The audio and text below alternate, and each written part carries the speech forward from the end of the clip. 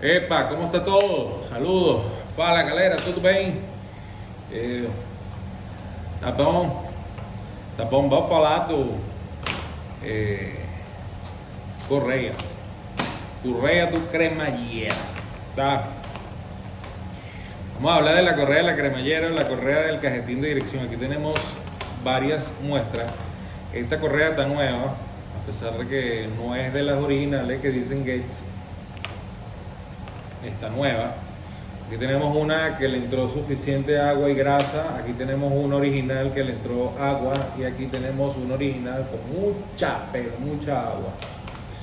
Esta es una correa con el paso milimétrico. Tiene 223 o 224 pisadas de dientes. No es como las correas convencionales que estamos acostumbrados a ver que tienen, están en vertical, esto está en horizontal. La correa está en horizontal porque el piñón donde ellas trabajan es un piñón con un paso muy pequeño, Entonces son correas, no son de velocidad, sino que son correas de fuerza más que nada. Una transmisión de fuerza, como las correas de las motos que van en la parte trasera, que mueven la rueda trasera.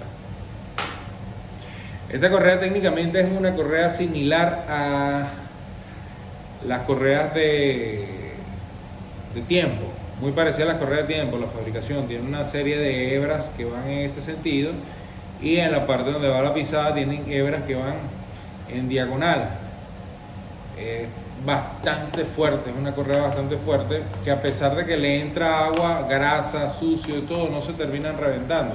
Ellas se revientan cuando intentan montar el módulo, y el módulo queda mal instalado, algo así, ¿verdad? Y ponen a girar el módulo, termina rasgando la correa y la revienta, porque la presión o la fuerza que ejerce el piñón sobre la correa es mucho, o sea, es una fuerza muy alta, muy grande, pues, o sea, una fuerza bastante grande, bastante fuerte, o bastante fuerza ejerce el piñón sobre la correa, que apenas no la agarra en el sentido que tiene que tomarla. Fíjate que trato de reventarle, es una correa, a pesar de que es delgada, muy delgada, difícilmente creo que la pueda reventar.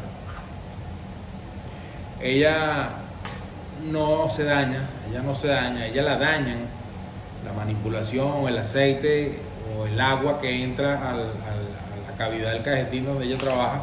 Fíjate que esta le entró bastante agua, a pesar de que está muy oxidada. ¿Ves? No está dañada. Si yo lavase esta correa, la pudiera volver a utilizar.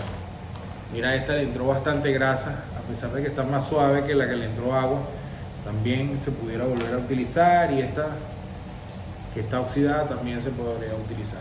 Ella, como les comenté, cumple la función de mover lo que es el sinfín con respecto al motor.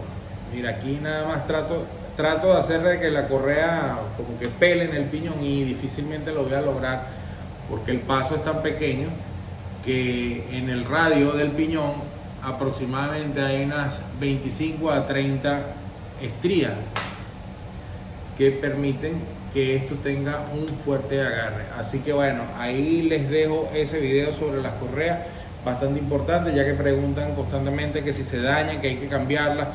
Mira, todo va a depender del estado. Si no tienes la correa a la mano, puedes utilizar la correa vieja, simplemente límpiala bien, hidrata un poco la correa, no lo hagas con aceite, o sea, con algún tipo de trapo, un poco húmedo, lo vas limpiando y vas logrando que la correa quede en mejores condiciones. O sea, si la montas de esta manera no te va a convenir, o sea, te conviene más que esté de la manera más parecida a la que está nueva, ¿sí me entienden?